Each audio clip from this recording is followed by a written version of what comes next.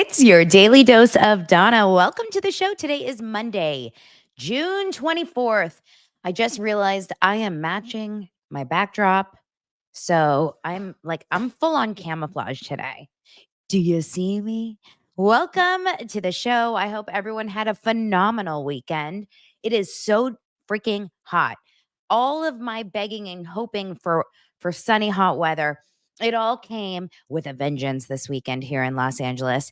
And trust me when I tell you, it will cut to like a month from now when I'm going to be like, when is it going to be winter?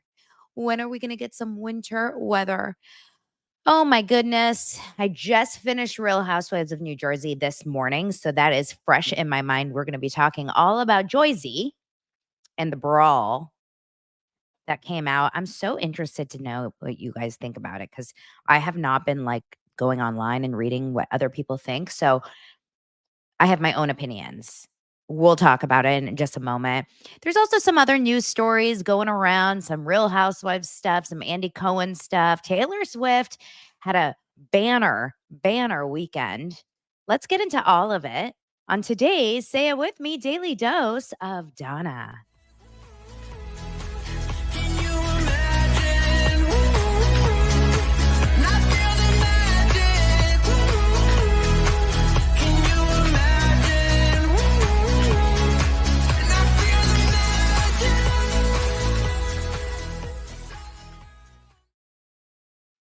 I feel like I already updated everyone on my weekend, but I guess it wasn't here. It was on Patreon. I did a Sunday Fun Day episode yesterday. If you guys want some extra content where I just gossip, yesterday I talked about how I've been rewatching season 7 of RHONJ. Like it was primo TV season 7, like season 7 and 8, honestly. But this is like when Bethany comes back, Luann's there, Dorinda is introduced, Ramona's going through her divorce, Sonia's a hot mess express. We got into a lot about Sonia yesterday on the Patreon as well. And we talked about, a few other things. So go over to Patreon and join. Our first members only YouTube video will be this week. I'm going to schedule it. I just need to wait on a couple things, just knowing schedules with my kids. But we're going to have a members only YouTube where you can be part of the conversation with me. It's not for public consumption, so we can really go deep and scandalous. Let's get into the scandal just with us. So if you don't know how to join the YouTube channel, Josh posted something over on Facebook. So if you're not part of the Daily Dose of Donna Facebook community, it's going to be hard for you to see that, obviously. So join Facebook. But if you don't want to join Facebook, you can do a simple Google search to see how to join a channel. It should be on the main page under my videos. It should say join. It should say like subscribe, join. Anyway, I'm excited for that. That's going to be my first one ever here. Looking forward to all of that. So let's get into the show. Let's start the show. All right. Last week was dead in the water. No gossip whatsoever, which is why Justin Timberlake was at the forefront of all of our brains. That's all we had to talk about last week. I do have a little bit of an update on the Justin Timberlake story. He is back on tour, or he was, the big joke, of course, is when he got pulled over by the cop and the cop didn't recognize him. And he's like, this is going to ruin the tour. What tour? The world tour. So Justin Timberlake is on tour and he went back on stage. I'm pulling up the exact article. Following his DWI arrest last week, I think it was a week ago exactly in Sag Harbor, he went to his second concert in Chicago and he addressed fans again. I guess he did 2 nights in Chicago. And he said he was thanking the audience for sticking by him and the controversy during his second tour stop in Chicago. He said, this tour is just something that keeps watching over me, more so on this tour than any other. And that's that mostly all of us here in this room tonight, in this arena tonight, have grown up together. So many of you come up to me and say, I grew up with you, man. He continued, I want each and every one of you to know I've grown up with you. You have been such a big and beautiful part of my life, and sometimes I can't find the words to show my gratitude that you guys just keep riding with me and riding with me. And from the bottom of my heart, I want you to know that until I'm somewhere off this earth, I will never forget each and every one of you." He added, "You made my life so special, and tonight in Chicago, you made us feel loved." He says, "It's been a tough week. I know I'm hard to love sometimes, but you keep loving me right back." Well, that's a little presumptuous. Like, who's he to say that we love him right back? I guess they're at the concert, so I suppose that we do love him right back, or anyone that was there at the show. Uh, That seems a little like, am I reading too into it? That it feels almost a little bit like, an abusive relationship? I keep effing with you, I keep messing up your life, I keep doing stupid things, and you guys keep loving on me. I'm like, "Okay, Justin, take it down a notch, buddy. Take it down a notch." Good for him, he's back on tour. Listen, at the end of the day, in terms of scandal, this is nothing. This is nothing compared to the craziest scandals that we've had. So, yeah, Chris says they've already bought the tickets. Like, they bought the tickets way before the arrest, and they probably tried to sell them. No, I'm joking. I think that it's, uh it's an interesting, dynamic with celebrities, especially when you have a really big obsession or love. Like, who's your person? Who's your musician? I think this happens more with music than with actors. Maybe I'm wrong, but for me, I feel like we get, obsessed with musicians. So there's like the Taylor Swift obsessed.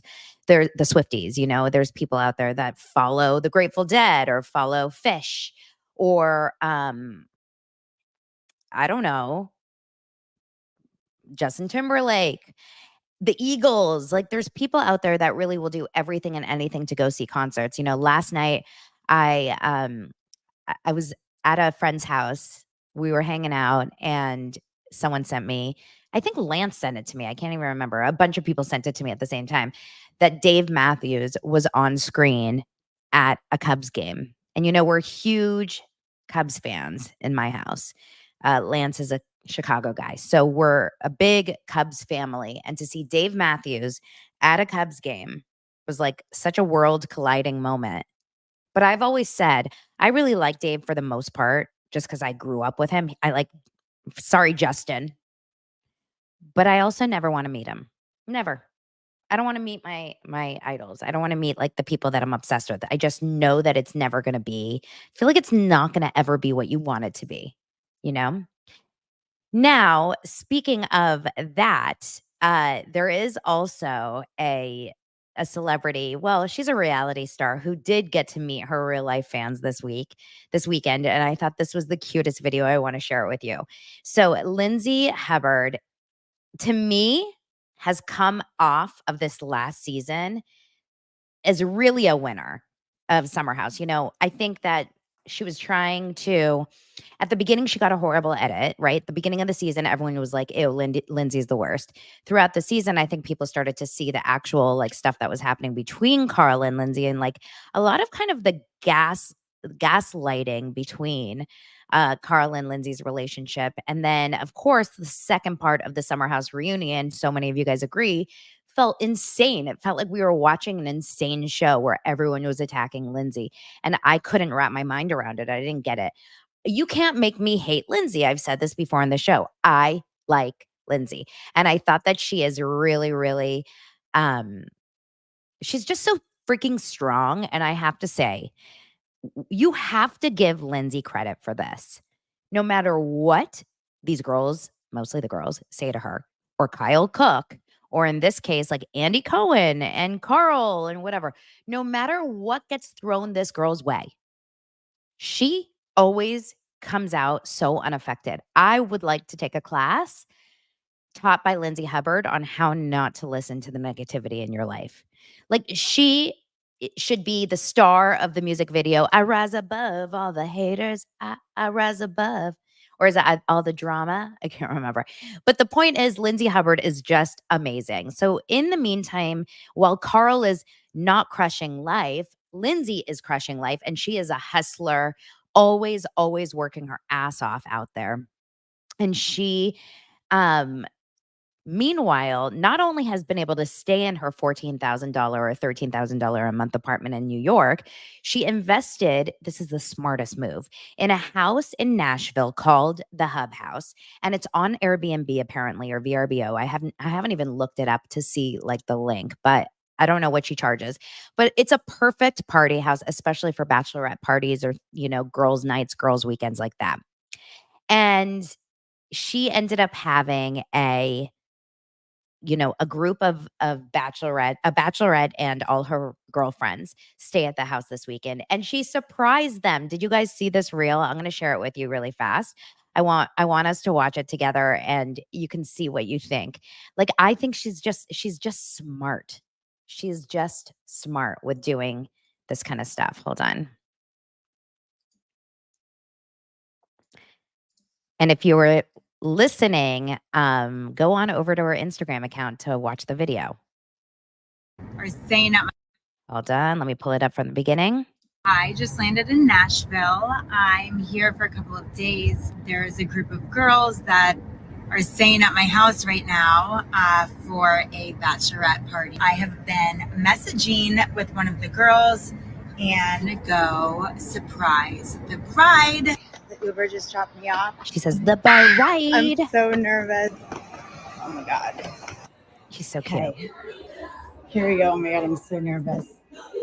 I'm like legitimate. Do any of you guys live in Nashville?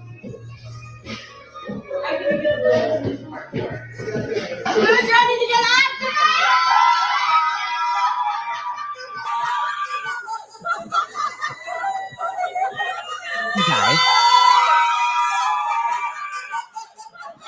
Would you guys just die? It's the cutest video. It's like all these 20, 30-year-olds freaking out that Lindsay joined. Like, she's going to have the best.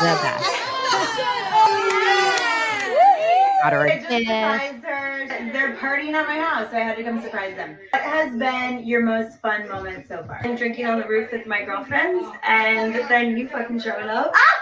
Who's been the drunkest? Has there been any drama? Where was your favorite place to go? Would you We're doing like a come back to confessional. Nashville again? Would you stay at my house again? Fucking right. Fucking right. She knows she's drunk. Okay, so cute. I've been to Nashville once or twice for work years ago. Loved it. I can't remember the hotel I stayed at, but it was a beautiful hotel right near all of the cool restaurants and bars and like what's the main drag in Nashville where you can go and like, go from bar to bar to bar and like listen to live music. I know in Austin it's 6th Street. I can't remember what it is in Nashville. Anyway, I think that's really cute that she did that. Now, Michelle brought something up in the comments about Carl's influencer work. Listen, good for Carl because Carl is getting his jobs. He is, making a little bit of cash. He just did a something about tickets. I can't remember. Let's watch it together. Meanwhile, Carl is living his influencer life. And I'm telling you, I went to a girlfriend's house last night who watches the show. She is a huge, huge, summer house person. And she goes, what is happening with his face? Like, he really doesn't look right. Like something, it's not, there's something off about his look in these videos. Tell me what it is. Is it just the teeth? Let's watch.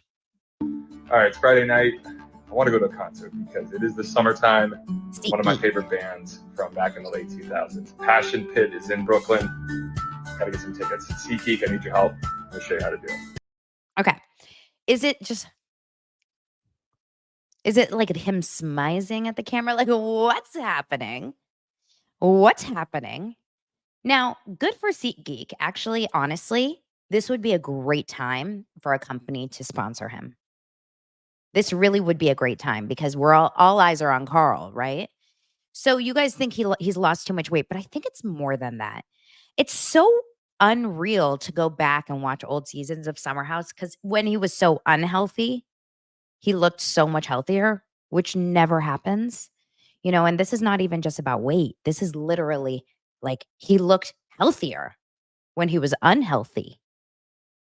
It's interesting. Oh, Michelle thinks maybe he got Botox in his upper lip, like the corner of his mouth is moving, but not his upper lip. Should we watch it again just to see? It's super. Okay, let's see if the corner of his mouth is moving, but not his upper lip.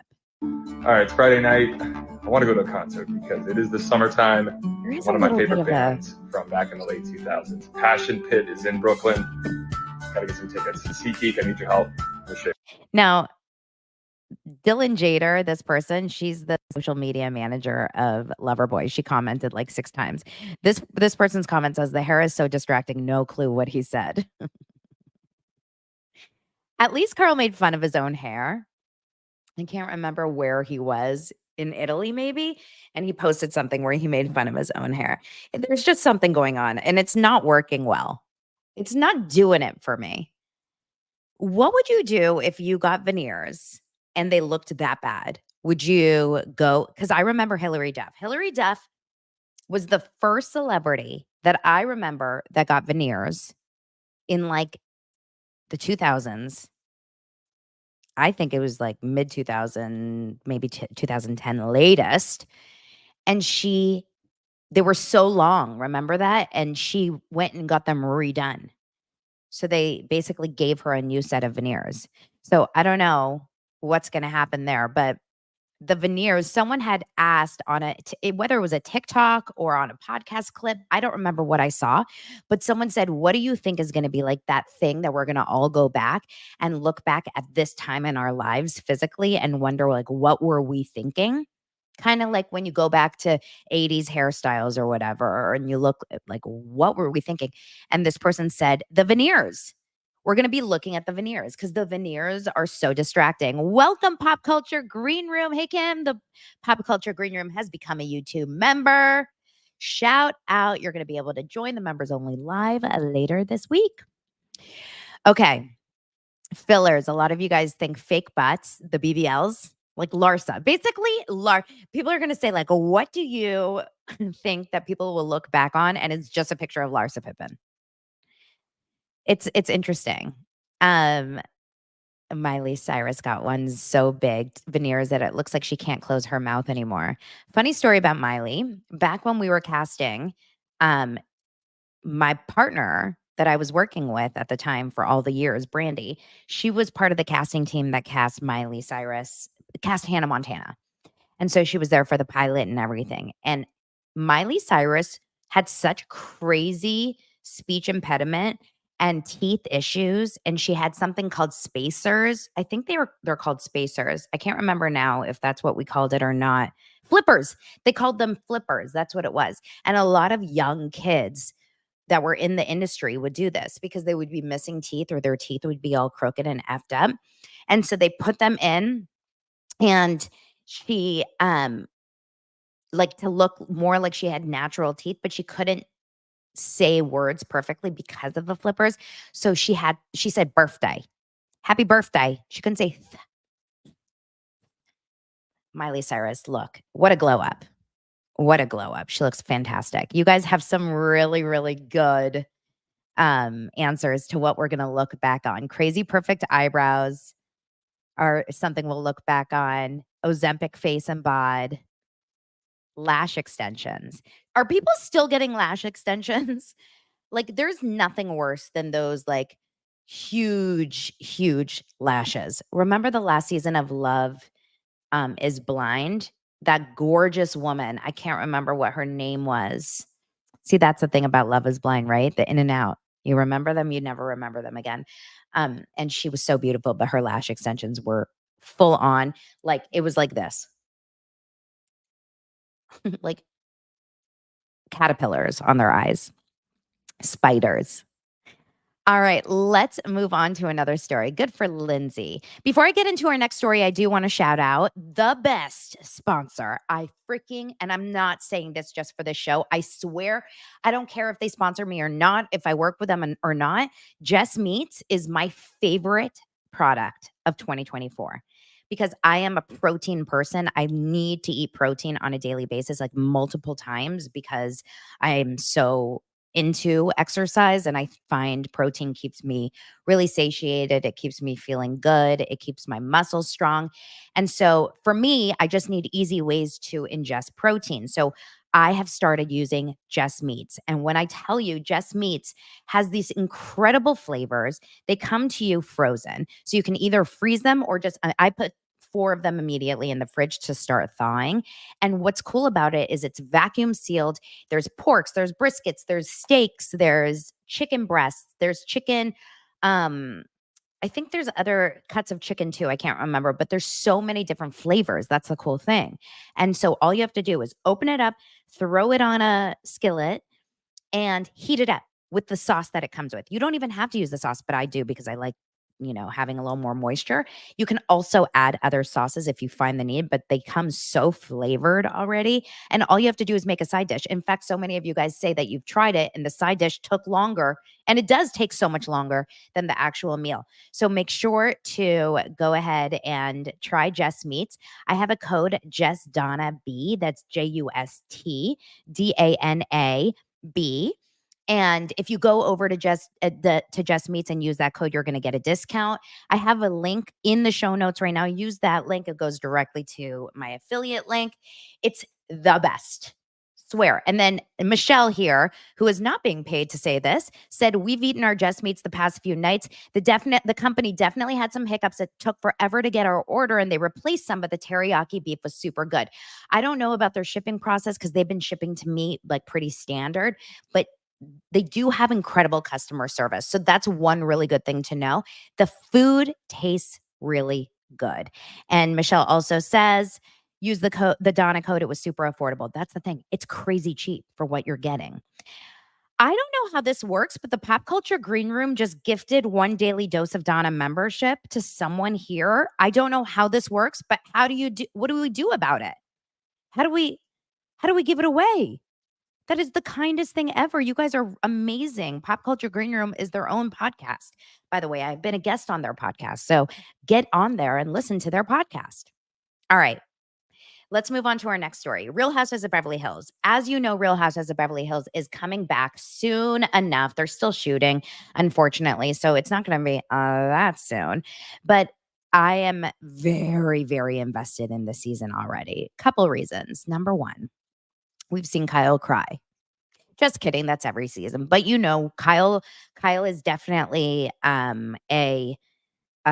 emotional. She's going through a lot right now with the divorce and the separations. And of course, everything happening in her life after so many years of marriage. We know that she has drama with Dorit. Now, this is an interesting blind that was all over their internet today. And I have no idea if this is true. As all blinds, we have no idea if they are actually true. But if this is true, this makes a pretty crazy kink in the storyline that the blind says at this point, the snack housewife, they call it the snack housewife, which Doritos, obviously, has to be upset she decided to come back. She is just being hammered by everyone during filming, especially by the woman who thinks the snack was hooking up with her ex. Is that an actual possibility that Dorit and Mauricio actually did hook up? Now, if you guys were around last season and the season before, this has been something that people have been talking about, the rumors between Dorit and Mauricio, the flirty behavior that they would have, how she would call him Mo, and how she put her hand on his back and like kissed his shoulder when he was hugging PK. Like after the robbery, there was like all kinds of stuff. That is the question there is there truth to this? Is there a possibility that Dorit hooked up with Mauricio at some point after Kyle and Mauricio broke up? I don't see Dorit doing it. I really don't. Mauricio and PK are also very close from what I know. Mauricio and PK would go out to dinner all the time. I just can't see it. But wouldn't that be a great twist? Now, meanwhile, Garcelle, this is actually kind of cute. Garcelle had a sleepover at her house, her new house. Do you remember that on the show they went to this like decrepit, really tear down house by the beach, and she ended up buying it and she redid it. And the picture, I'm going to pull it up for you guys. I'm going to share the the article on Daily Mail with you because I want you guys to see what this house looks like now. It's around, like, it's in the, I think it's in the Oxnard, Ventura County area, which is about an hour north of LA. But what you see in this picture is, like, you can tell that all the houses in the neighborhood are pretty old, right? Pretty old and pretty, like, decrepit. And then she built this. Would you think this is good for your neighborhood? Would you question, like, oh my God, what if you live next door to this house? I want you to see this this picture. Hold on. I'll come back and show you. Okay, this is it. Look at that. You guys, look at the house there and look at the house there. These look like very typical California old beach homes. And then this guy, 3 stories or like 2 stories with a huge balcony on top. Modern. I mean, it's gorgeous. But would you be annoyed or would you be happy about it? I don't know. I don't know. Chris is saying, isn't it the house she grew up in? Okay, I don't think I remember there being a story during this time when she went to the house. She brought her sister and they were walking around and looking at it, and it was really falling apart. I don't think it actually was the house that she grew up in, but I think she was talking about in that scene, she was talking about the fact that oh, maybe it is the house she grew up in. I can't remember, but she was talking about how she really struggled in that time, growing up with nothing. And how she's now, okay, that's it, Jennifer. She said it reminded her of home. That's what I thought. How like the home that she grew up in was really like falling apart, and she's able to buy this and now redo it, which is really cool. I'm shocked that she bought that house for $2.25 million. It's in the Oxnard Shores area of Ventura County. But anyway, she had a sleepover at her house, and she had a beach dinner that looked like this. I mean, this gorgeous kind of beach setup. Oh, I guess cameras were there for the actual dinner, but they slept over. And so this is the next morning, and someone took photos of them. Probably their neighbors. I mean, who knows what? And they clearly do not have makeup on. That's Jennifer Tilly, that's Garcelle, and that's Sutton. And they're not filming anything. You can tell. They're just sitting on their front porch, because you can see the golf cart that was in the driveway right there. In this kind of like hangout, it says that Garcelle and Sutton sat in their pajamas on the porch swing while Jennifer sat beside them in a Gucci dress and sneakers. Jennifer could be seen showing photos from her phone to Garcelle, with Sutton interrupting, saying, "Oh no, I hate that picture. Don't. I mean, I had just gotten off the flight. I was so bloated, I was retaining water. I mean, I think I weighed 137 and I weigh 112 now." Whoa, I didn't read that earlier. 137 and she weighs 112 now. Okay, hold on.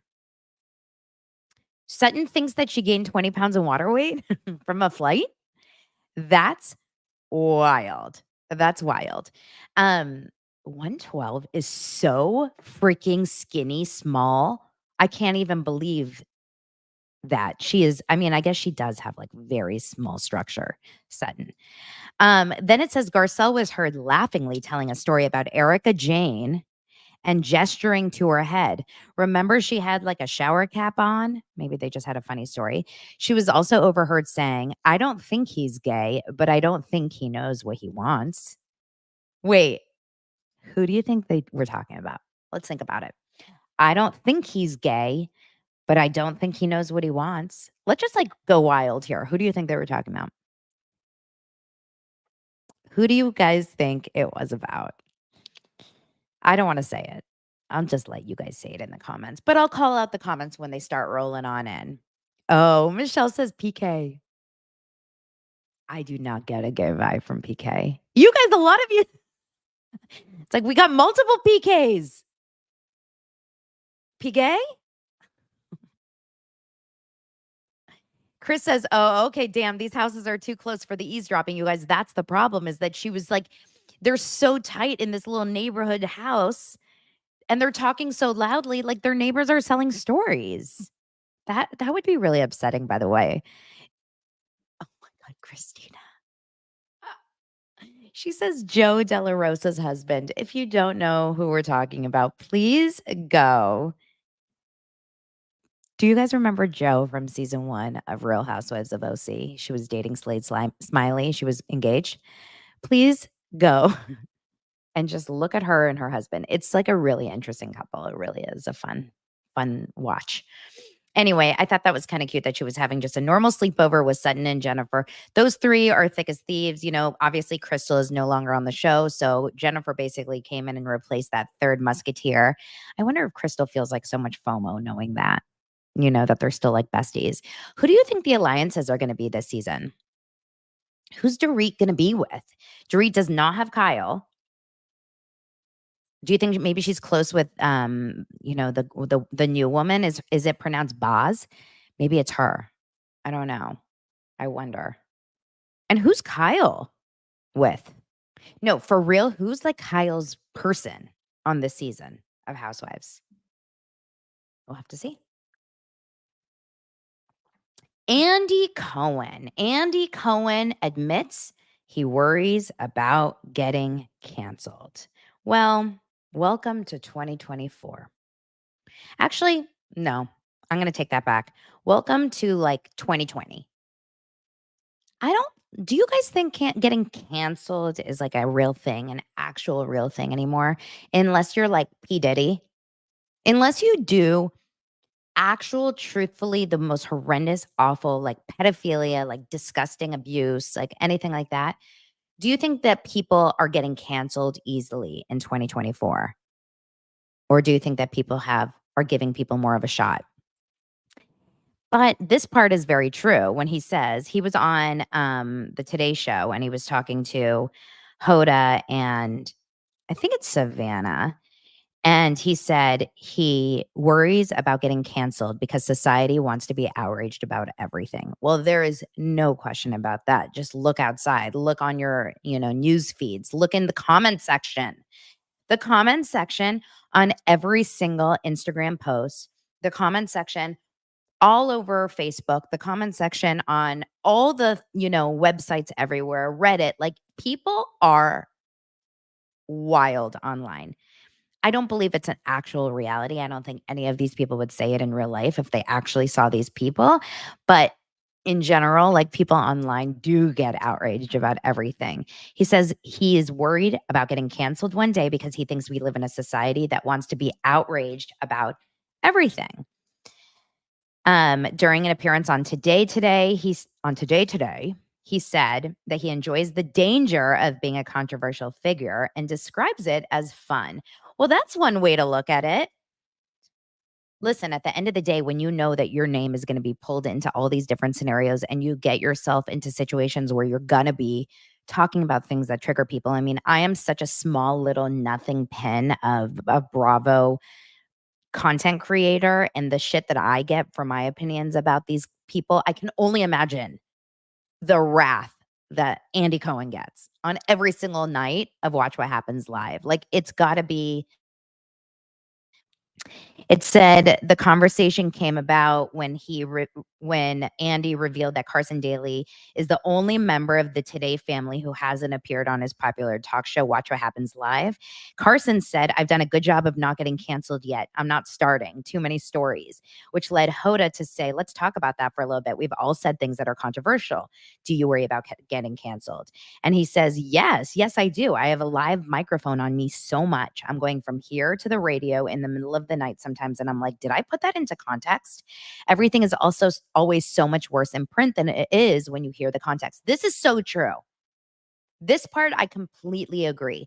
If I had someone like recap my show, but you didn't actually get to hear it, you're going to see just these like really awful things that maybe I say or the way I say it or other people, just any of us that put out content. He says, New York Magazine called me the most, I think, dangerous man or irresponsible or something. And that's amazing. Good. That's great. I like pushing the envelope. He says why celebrities enjoy appearing on his show. He says, I don't know. I think they know if they come, maybe they'll make a little news if they're promoting something, but also it's fun. It's a little dangerous. And maybe the same reason people do Howard Stern. They know they're going to leave having a great interview and having a lot of fun. And I think there's something in the age that we're in now, the authenticity of the show, I think, is the thing that keeps people coming back. And then also, Savannah asked him if inhibitions diminish because the show is filmed late at night. And he says, I think so. We serve people. We let them tipple a little bit, referring to alcoholic beverages. He says, I want everyone to leave happy. That has happened 95% of the time, 2,700 episodes. But I have a sense of where I can go and where I can't, and will always try. Okay.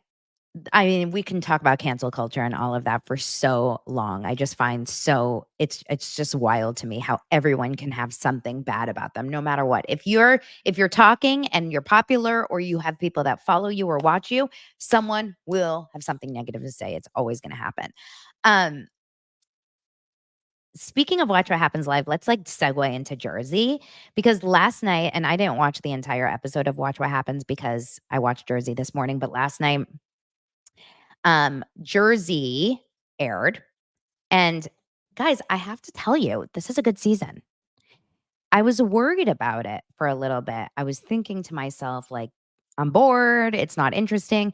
But I think we're on episode 4, maybe 5. I can't remember. And I find it really good. I'm getting very, very invested in the storylines. And I wonder if you guys are feeling the same way. But last night oh no, we're already on episode 8. That's crazy. Time flies. Our little kids, they're growing up. So this episode was called Trouble in Tulum. The reason why I wanted to bring up Watch What Happens Live is I noticed this. Rachel Fuda was the guest on Watch What Happens, which was an interesting choice for tonight's episode because really she has a very, very small part in last night's episode. She really only talks about her own family, with her daughter's tongue tie. And then she has one scene with Margaret. Both Rachel and Margaret are hardly in the episode. Obviously, Rachel is at the center of the Teresa drama. But she was sat in the second seat. And to me, that was a weird move. What do you guys think? When Jackie was there, she was in the first seat. When Teresa was there, she was obviously in the first seat. Everyone's in the first seat. Isn't that kind of weird, you guys? That they put Rachel in the second seat next to a Saturday Night Live. What's her name? Heidi Gardner? I can't remember. A Saturday Night Live actress. I thought that was odd. All right. So the episode is called Trouble in Tulum. And I found it to be really interesting. Why? Because it comes off of last week's episode. Now, if you guys remember, last week's episode ended with Margaret totally throwing Jackie under the bus. And I thought that was dirty. You're dirty, Margaret. You're dirty. And I really don't love Margaret. I have to be honest. Maybe I used to like her more, but right now she is coming off angry. She's coming off bitter. She's coming off very, very high school, very to send the screenshot of your friend or your former friend from 5 minutes ago talking shit about another person. It's so low. It's awful. It actually should make every single person in Margaret's life never trust her again.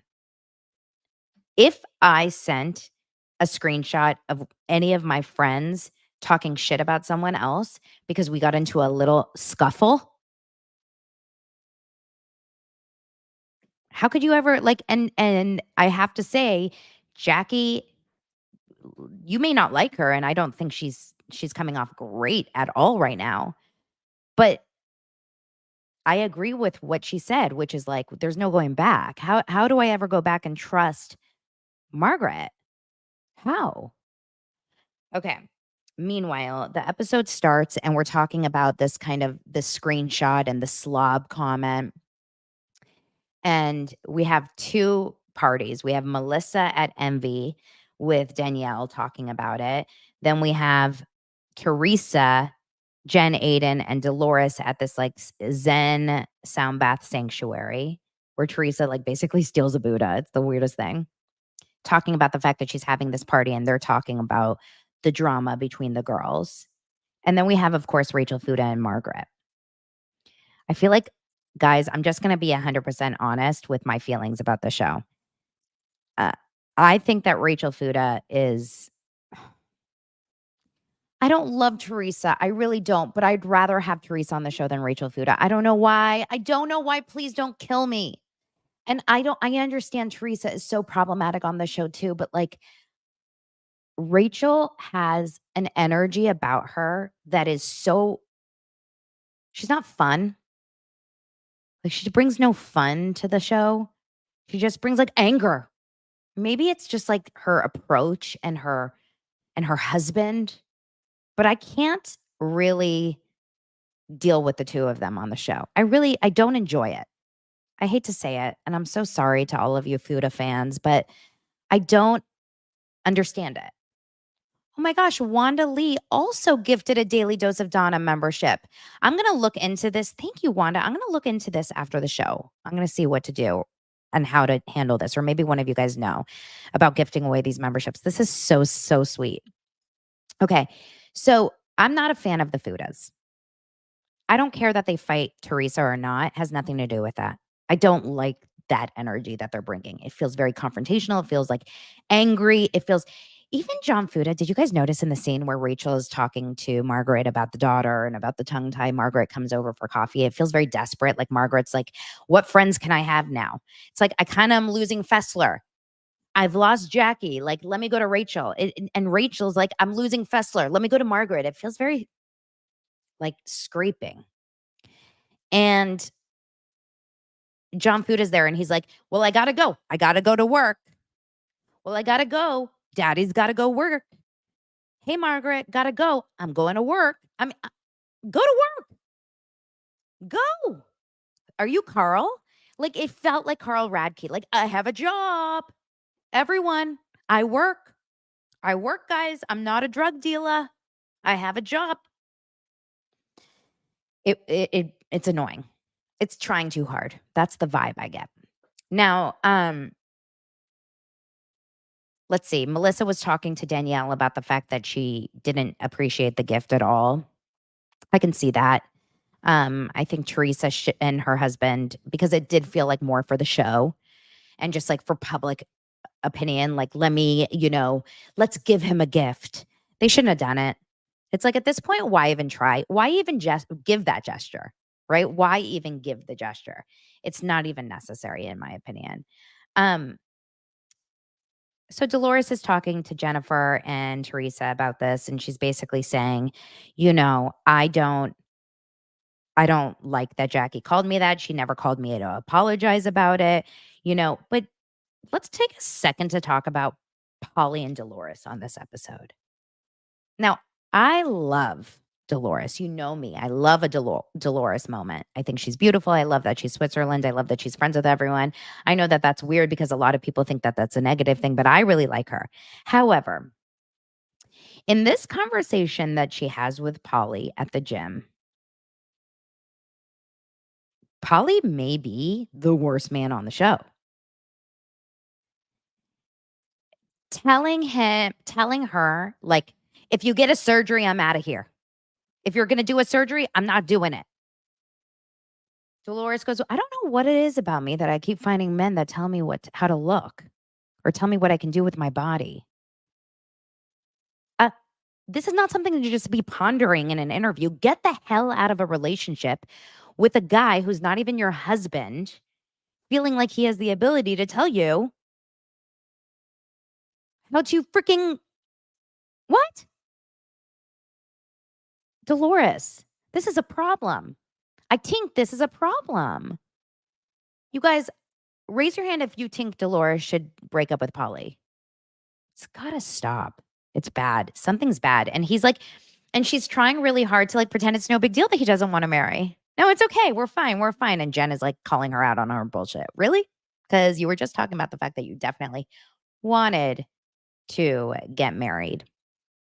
They also bring up the whole conversation about the charity. And you guys, I am confused on this charity issue. Someone enlighten me. I am not an event planner. I am also not someone who has ever hosted a charity event. I've gone to charity events. I've donated to charity events. I'm not a monster, but I've never hosted a charity event. Will someone please explain to me, what is the normal turn of events when it comes to charity events? Imagine you're having a huge event. You rent out a ballroom or an event space at a hotel. The money that you use to rent that out, to get the food, to get the alcohol, to get all of that comes from the ticket sales. Am I crazy? It does, right? Now, the vendors. When she's saying the vendors of this charity event, are we talking about the food and the alcohol? We are, right? We're talking about the food and the alcohol. And like maybe if they do like an extra fun table of like, a glitter person or something. Okay, so Chris is an event planner. I need you to help me. Those of you that are telling me, or those of you that are here, please tell me. In my opinion, I feel like my school does a gala every single year, a fundraising gala. It's expensive to go. You have to pay a couple $100, $200 to $300 just for a ticket. That money goes to renting out the place and getting all the food and alcohol. Any additional money will go to the school. They also do a silent auction that is donated items from all kinds of people around the city or whatever, restaurants, etc. Donated, and every single dollar that is made from that silent auction goes to the school. Okay. You guys are saying what Brianna said. You try to get vendors to donate stuff and you pay for stuff from the ticket sales. You pay vendors out of the money raised. It's totally normal. Yes, I imagine that if you are Kathy Hilton, if you are a multimillionaire, someone that's very wealthy and you throw a big event, maybe you don't need to donate or to take that money and pay your vendors. Maybe you're paying for it out of your own pocket just as a basically generosity because that money now goes to the charity. So that's like your gift to the charity. But I think that if Danielle threw a party, a charity event, and took the money and paid out her vendors, that's absolutely normal and fine. Okay. The reason why we bring this up is because Jen Aydin is convinced that Danielle is wrong, that Danielle did something wrong. And she brings it up in this conversation with Dolores and Teresa. And of course, you guys, as you know, it will be coming up later at the Tulum party, which is wild how crazy it gets. And all I'll say is at the end of this episode, I'm Team Danielle through and through. Through and through. Now, those of you guys that heard her say, so Jen does have a story that Danielle said that she paid herself for her time. Do we know if that's true or not? I don't remember Danielle ever saying that. Did she? Did Danielle actually say, I paid myself for my time? Or did Jen just say that Danielle said that? We don't know if Danielle paid herself. Kim says on the comment she paid herself. That is the issue. We don't know if she paid herself. We haven't seen proof of that. We just hear Jen saying that. I don't know. It's her against her. It's she said. There's no real way to know if what they're saying is true. Now we see the party, everyone getting ready for the party. Gia and Teresa are having a conversation about like, what she expects for the party. Teresa's like, I don't think we're going to have drama because you know what? The drama is not here. The real drama is like there. And everyone that's at this house and this party, they're my friends, right? We're not going to have the drama. Well, I mean, wake up. She's like, oh, what Jackie and Dolores are going through, it's little. What Jen and Danielle are going through, it's little. Turns out it was like the biggest physical altercation of the season. It's pretty crazy. Okay. Interesting. You guys have a lot of varying concepts or ideas on this topic. So a lot of you guys think that Jen is just desperate and thirsty this season and she's just coming up with stuff. A lot of you feel that Danielle is showing a pattern of treating people badly. This is interesting, and let's bring this up. So in the last couple of episodes, we saw that one scene at Jen Aydin's house where she had that doggy fashion show. She randomly had Danielle's hairdresser there. It was such a setup. I mean, if you guys don't see that this is a setup, like what shows are we watching? Jen is the queen of setting this shit up. She set it up because she wanted to start the narrative that Danielle is a bad person. So that's why she had that hairdresser that randomly just happened to say, I was kicked out of the VIP area. But you know what? I'm on Team Danielle about this one. She did Danielle's hair once.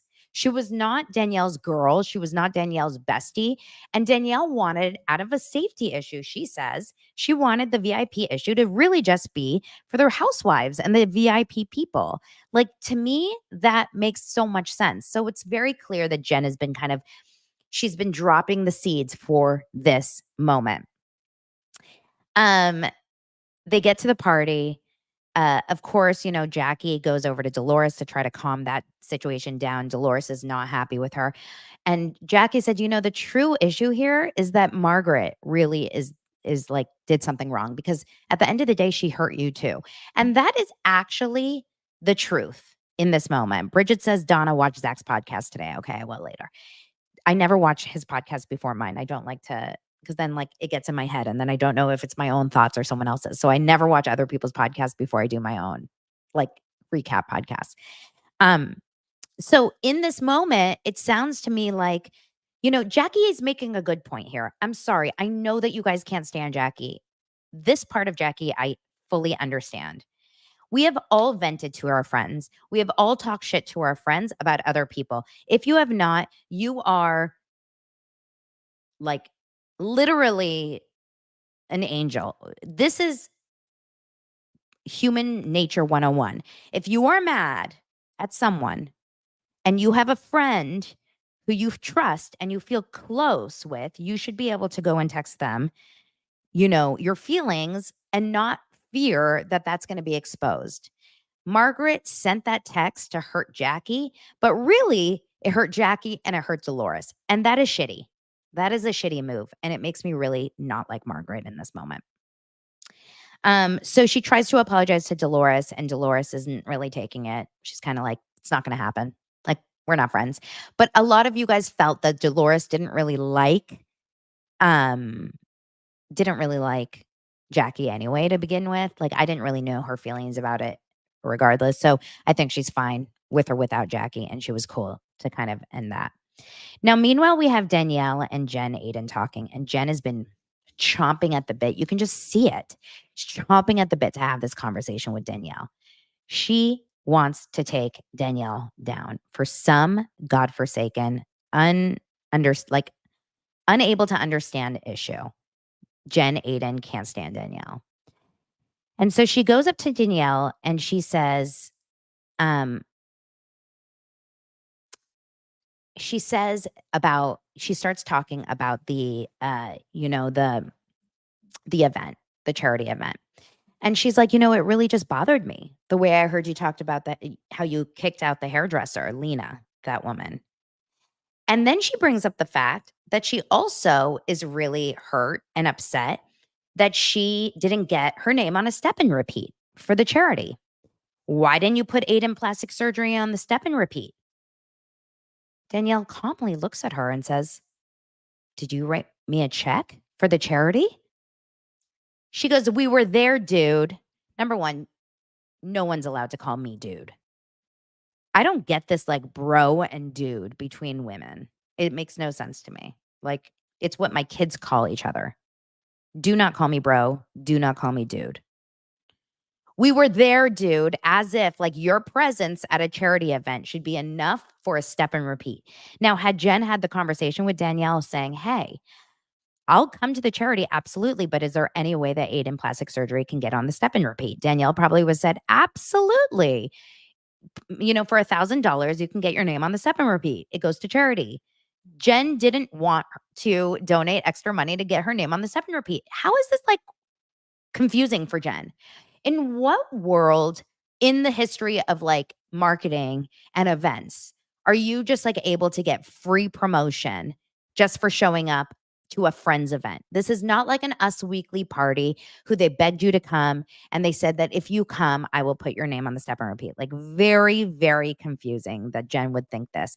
Jen's like, we didn't get namaste bitches on the step and repeat. Teresa's like, what are we talking about? Teresa has no idea what's happening in this conversation. I just feel like she's just like, Tulum. Then at the end of this conversation where they're talking about like paying out the vendors and everything, where I'm so on team Danielle, at the end of this conversation, Jen goes, Well, there's also something else that really just like rubbed me the wrong way. And this was the moment that got everything really heated. I want to know what you guys think about this. Apparently, and once again, it's Jen's word against Danielle's word, but apparently there's another hairdresser. It's like the whole show is about Danielle's hairdressers. There's another hairdresser who does extensions, and she's Danielle's girl. And she had asked Jen Aiden to be a model for some sort of a masterclass. But they were also, I guess, doing a whole photo shoot around it. And according to Danielle, she called Jen up to say, hey, I just want to give you the heads up that this is going to be used as promotional material. So you may want, this is what Danielle says, you may want to consider that if you feel like you're going to upset your hair people. And I get this, by the way, because loyalty is really important with clients and with their models, or their, not clients and the models, basically like Glam and these people. So it would be really hard, I think, for if someone was being exclusively used as a hairdresser for someone, and then all of a sudden they're on social media promoting a different hairdresser. You would be like, that's so effed. Like, I am your hairdresser, you know? Then, so in this moment, she says, you called me and you told me that I should pull out of being her client or her model for this masterclass because I wasn't getting paid. Danielle loses her mind immediately. She goes, you're a effing B, like F you. How dare you? You're disgusting. This is when she starts, you're dirty, because Danielle said this conversation was had between Jen and I, friends, you know, between two friends. But it wasn't about you should get paid. It was about the fact that you should be loyal to your own hair people and you should be careful if you're going to be hired. Who do you guys believe on that one? Who do you guys believe on that one? I think that Jen, once again, was trying to find another reason to throw Danielle under the bus. I really don't think that Jen is in the right here at all with Danielle. I don't understand why she is so hell-bent on taking her down. So in this moment, Danielle gets heated. You're dirty. You're disgusting. I can't believe you're doing this, because this is basically Jen's way of saying to Danielle, you're not a good person. You're trying to screw over your own hair people. And Danielle's like, I love my people. Like, my people are my people. Why are you doing this? You're disgusting. You're dirty. You're this, you're that. And she's getting in her face. You're dirty. You're da, da, da. And it's getting really heated. And Jen is staying like, yeah, you need to calm down, Danielle, which, by the way, has never, ever worked. Okay. When was the last time you told someone to calm down? I do it every day to my son, but like, does it work? No. But Danielle's really upset right now. And I get it. She's coming after Danielle for being cheap, for being a bad friend, for being shady, like all this thing. And Jen is like, I'm just going to tell you, like, that's how I feel about you, etc. So it's getting more and more heated, more and more heated. And Danielle is in her face saying, you're dirty, you're dirty. And Jen pushes her, which then takes Danielle. Danielle gets her drink. I don't know if she was holding it at the moment or she grabbed it from the table and threw it at her. Okay. In the moment, Jen was like, I don't know if I pushed her, because all the girls come over like, oh my God, she threw a drink at you? I don't know. Yeah, she threw a drink at me. And then someone said, wait, did you push her? Dolores was like, did you push her? And she's like, I may have. I don't know. Danielle is freaking livid, understandably. Understandably, her husband, Nate, pulls her out of there. She's losing her shit. She's yelling at Bill in the house. Bill's sitting there just eating his food, living his best life. Your wife's dirty. You have to go to sleep with that. I can't believe you have to go to sleep with that. She's disgusting. She's the devil, whatever. They get in the car. Danielle's calm. Nate is calming her down. He seems like a really good guy, Danielle's husband. And Jen is like, I'm fine. Oh, I'm totally fine. I'm okay. Everything's fine. And that moment, I looked at Jen and I said, I'm done. I'm done. I don't like Jen at all anymore. I've lost it. Now, I'm curious to see what happens. I'm curious to see where this is going to go. I think this is a big issue for Jersey in general because now we have physical stuff. I really don't like Jen. Guys, I hate to say it. Like, I'll take Teresa over Jen. This is my lineup of who I like on Jersey and how much. Dolores is at the top. Then I have... Okay, that's it. I think I just like Dolores. I swear. I really don't understand. It's so tough. Yeah, Michelle brings up a good point. Let's all remember that Jen broke a glass bottle to make a weapon and aim it at Melissa in season 9. She should have been kicked off then. That's a really interesting moment. Or like comparison. There's some crazy, crazy shit. Anyway, I'm not a fan. I really don't know who I like on Jersey. I think I like Danielle. I kind of think I like Teresa. Don't kick my ass. I like Melissa. She's okay. She's boring, but I like her. Not into Fuda. Not into Marge. I like Jem Fessler. And I don't mind Jackie. I don't. Sorry. Trying. Polly. It's like Polly's at the bottom of the whole thing, though. I think Polly's the worst of the worst. Can't. Anyway, I love you guys. Thank you so much for being here on this beautiful Monday. I hope you all have an incredible... Are we on the last week of June? Officially? Lance gets back tomorrow, you guys, from his 4-week job, 3.5-week job. Oh, I can't tell you how excited I am to have him back. I mean, I've really enjoyed being alone in the bed, I'll tell you that. And I've really enjoyed watching whatever I want on TV and eating cereal for dinner when I don't feel like cooking. But it will be nice to have Lance back. Anyway, you guys, I hope you... Oh, I just see an article that just came in.